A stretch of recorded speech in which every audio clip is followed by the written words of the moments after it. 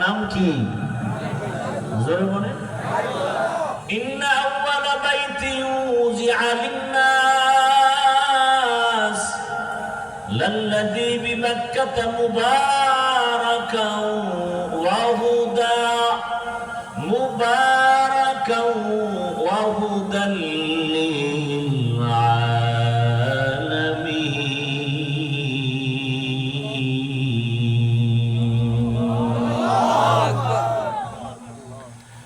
আল্লাহ জমিনে প্রথম ঘর বানাইলেন মক্কা নগরীতে বাইতুল্লাহ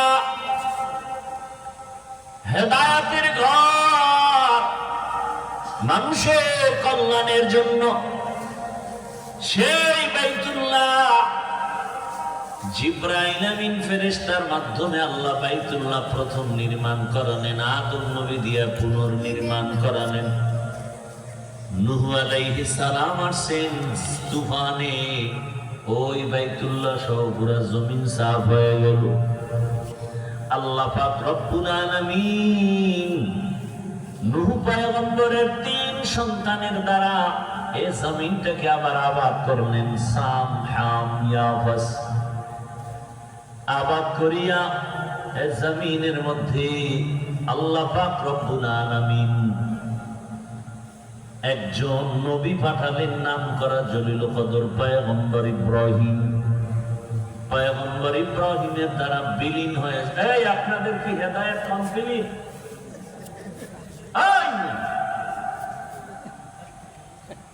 একজন মানুষ জরুরতে উঠতে কথা বলছি লেগে গেল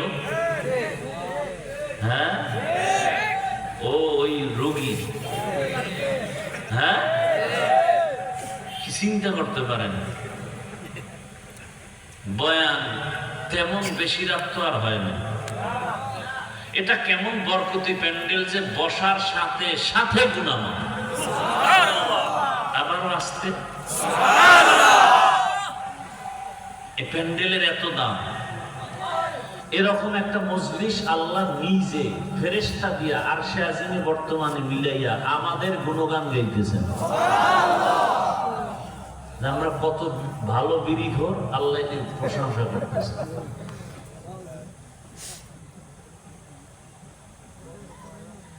আল্লাহ প্রশংসা করে বলেন ও ফেরেশতা ওই জমিনের মধ্যে যারা আছে এদের জীবনের গুনাহগুলো মাফ করে দিলাম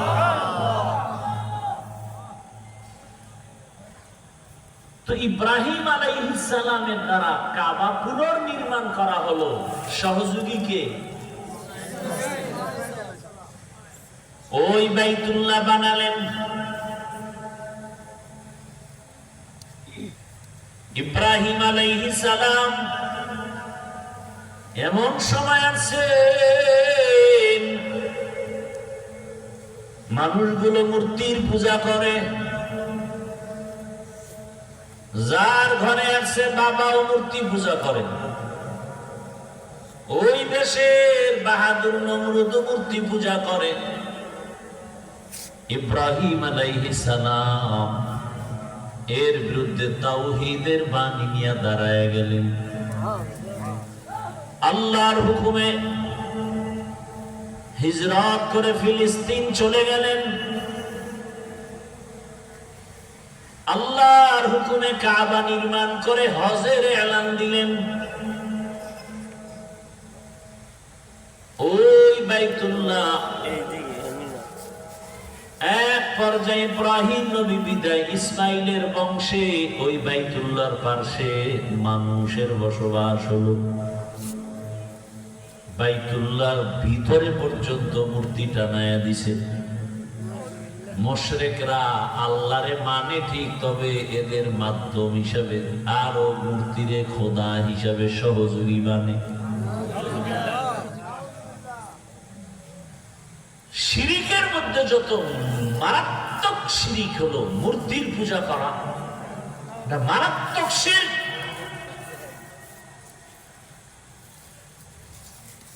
এই মুশরিকরা বাইতুল্লাহরও সম্মান করে কেমন সম্মান কাপড় চোপড় নিয়ে যায় না উলঙ্গ নারী পুরুষ একসাথে গিয়ে তাওয়াফ করে কেন আমাদের কাপড় চোপড় ভালো না, না পাক। বাইতুল্লাহ এত দামি একটা ঘর, এই দামি ঘরের কাছে নাপাক কাপড় নিয়ে কেমনে যাই? ল্যাংটাই চলো। প্রতিবক্তি একজনে ফাকরির বয়ান শুনে লুঙ্গি খুলে বাঁধতে হয়েছে। সব হবে না গুনাহ? ছোট না বড়? এরা বাইতুল্লাহর পবিত্রতা রক্ষার্থে নিজেদের কাপড় ফালায় উলঙ্গ, সম্মান করে, পশু কোরবানি করে। কোরবানি কোরবানি সব ধর্মে আছে কোরবানি। পাঠা বলি দেয় না, এমন তারা মারছে জিব্বা দেরাত বাইরে হয়ে গেছে। আছে না নাই? ইব্রাহিম নবীকে, আব্বা তোমাদের মাথা এত নষ্ট কেন? নিজেরা খোদা বানায়, আবার তারে নিজেদের হাতে বানায় তারে খোদা মানো। দুধ কলা দাও, ফল দাও, খাইতে পারে না। মশা মাছি আসে, তাও তারাইতে পারে না। তোমাকে খোদা কত পাওয়ারফুল।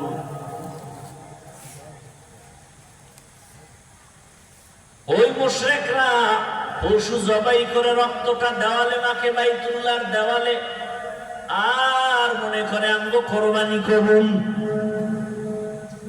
আল্লাহ আয়াত নাযিল করলেন। আমি যে আয়াতটা খুতবায় পড়েছিলাম, লা ইয়ানালাল্লাহু লুহুমুহা ওয়ালা দিমাউহা ওয়ালাকিন ইয়ানালুহু তাকওয়া মিনকুম। নবী আপনি জানায় দেন, এ মুশরিকের দল, তোদের রক্ত তোদের গোশত আল্লাহর কাছে পৌঁছে না। পৌঁছে কি? কি? হর কে দার খৌফে হকদার দিল মদম জন্নতুল মাওয়া দেহদ ওরা মাকাম जुज़्बा हक़ जी ज़े मखाज़ इंसो जा फज़ले उआ मस्ते दर जुमला जहा। আল্লাহ তাআলা জানায় দিলেন এই রক্ত মাখা চলবে না। কুরবানি চলে যুগে যুগে যুগে যুগে, কিন্তু আল্লাহ চায় বান্দার পশুর রক্ত নাকি অন্তরের তাকওয়া। আল্লাহ তাআলা এই কুরবানি নিলেন ইব্রাহিম থেকে, এই কুরবানির পরীক্ষা নিলেন ইসমাইল থেকে, এই কুরবানির পরীক্ষা নিলেন মা হাজরা আলাইহিস সালাম থেকে, এই কুরবানি নিলেন রহমতের নবী মুহাম্মদ সাল্লাল্লাহু আলাইহি ওয়াসাল্লাম থেকে। আল্লাহ নিজে বললেন, ইন্না আ'তাইনাকাল কাউসার ফাসাল্লি লিরাব্বিকা ওয়ানহার। হে রাসূল, আপনার রবের জন্য নামাজ আদায় করেন, কুরবানি করেন। কুরবানির আগে নামাজ না, নামাজের পরে কুরবানি? নাকি আগে কুরবানি? নামাজ আগে, তারপরে কি? আল্লাহ বলেন ফাসাল্লি, নামাজ আদায় করেন, ওয়ানহার, এরপরে কুরবানি করেন। আমি আল্লাহ দেখবো না কে কত কেজি গোশত পাইছো, আমি দেখবো তোমার অন্তরের তাকওয়া। ও ভাই, কি আছে তাকওয়া? একটা গরুতে কয়জন? কয়জন? বাগে কত করে বলে? 30,000। আচ্ছা, যদি আরো 500 টাকা বেশি লাগে দিবেন নি? দিবেন না? 500 টাকা দিতে পারেন, 100 টাকার চামড়াটা কওমি মাদ্রাসায় আল্লাহর ওয়াস্তে দিতে পারেন না? এখানে তাকওয়া কর। কওমি মাদ্রাসায় কুরবানির চামড়াটা দিবেন, ওখানে এতিম অসহায় থাকে, কওমি মাদ্রাসায় দেওয়া ডবল সওয়াব।